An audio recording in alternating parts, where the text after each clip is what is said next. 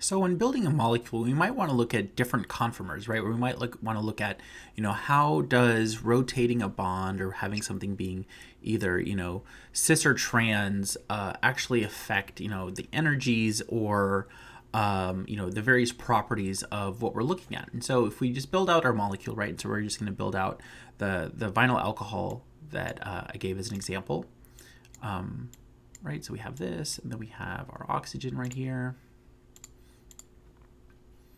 And we clean it up, right? So if we're looking at it right here, we can see that now what we have is essentially, the cis conformer, so to say, right? The Z conformer, where the hydrogen and the carbon are both in the same plane.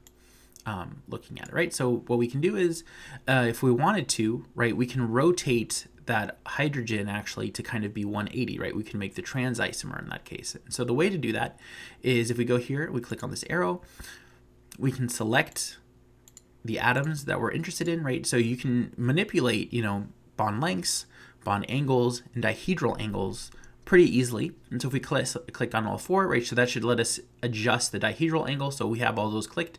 We go to adjust.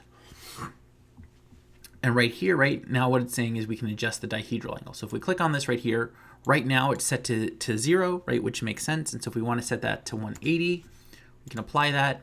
And now we see that hydrogen atom is now trans to that carbon atom, right? And so now this is how we can get that 180 isomer that we're interested in this case.